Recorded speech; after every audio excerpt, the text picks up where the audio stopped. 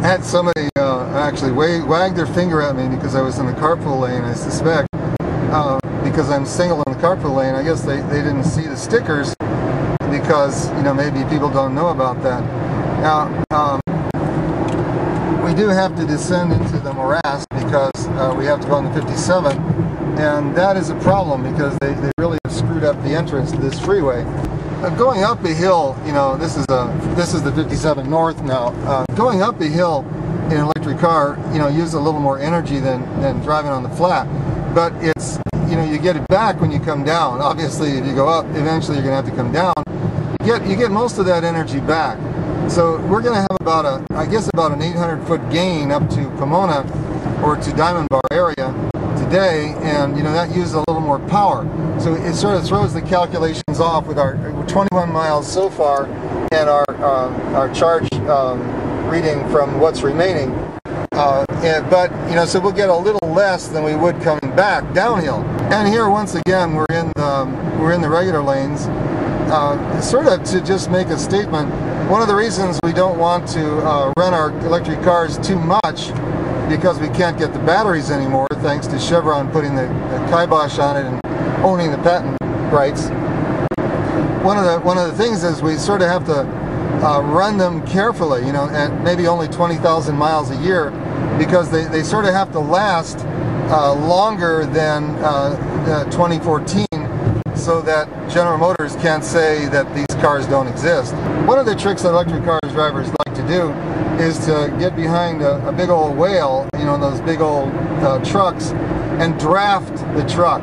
That is, use the truck to break the air resistance of the car. Now, it doesn't matter so much in the EV1 because it was very aerodynamic, the most aerodynamic car ever made, thanks to the geniuses at AeroVironment and AC Propulsion. But it's with the RAV4EV, it really makes a big difference. If even you drive next to a big old truck, it helps to break down the air resistance, because we basically are in a small SUV here. The problem with drafting is, you know, race drivers know all about this. The problem with drafting is it's dangerous. You know, you get behind a big truck in their slipstream, or even beside them in their slipstream, and it's not the most appropriate way to drive. So there's a bumper sticker: "I'm not tailgating, I'm drafting." But we try to avoid that. Still, you know, it is a temptation to do this. Now, this isn't exactly a whale, but it is a car I'm drafting behind, and you know, it's breaking up the air resistance for the small SUV that I'm driving in. But this does about the same, because I'm driving on the right-hand side of it, and the slipstream actually helps me also, because it's breaking up most of the air resistance, the wind resistance for me.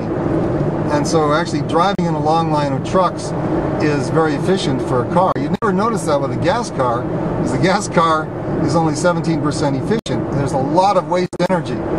Out of that 35 kilowatt hours energy equivalent in a gallon of gasoline, 83% of it goes to waste, in the best of all possible conditions. So that's why a gas car has a lot of waste heat that they can use in their heater, and a lot of other waste energy. So in a gas car, you'd never notice the influence of drafting, because you're wasting so much energy you don't care. An electric car is going, you know, up to 10 times as efficient as a gasoline car in terms of energy burn used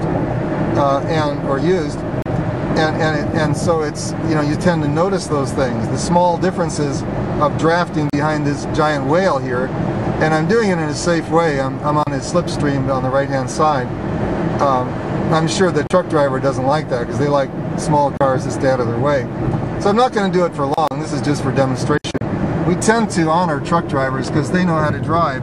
They realize that, you know, trucks are a momentum machine, and that really trucks are the most energy efficient cars on the road, most likely. The way truck drivers drive them, you couldn't get much more efficient unless you had a serial hybrid.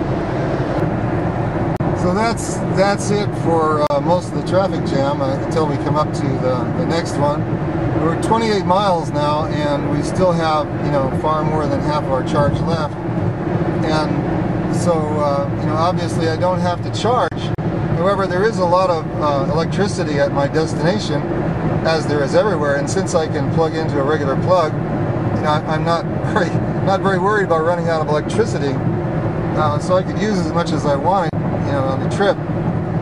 But I do tend to drive conservatively. Now I'm again going about 70, which is really wasteful. So I think I'll slow down. Since I'm not in a rush. We're just going to a meeting of the Air Resources Board, and you know, that's an interminable thing. Electric car drivers didn't start out, you know, paying attention to energy efficiency. It tends to grow on you, though. You know, I didn't pay much attention when I was driving gas cars to what could be done, what could happen. But when you start driving an electric car, it sort of educates you about how much energy we're burning and our responsibility to the environment. And that's why electric cars are dangerous, because they educate you about oil and all the damage it does. And what you used to think, as I used to think, was that, you know, oil was necessary and that, you know, you had to get oil in order to live. But you don't.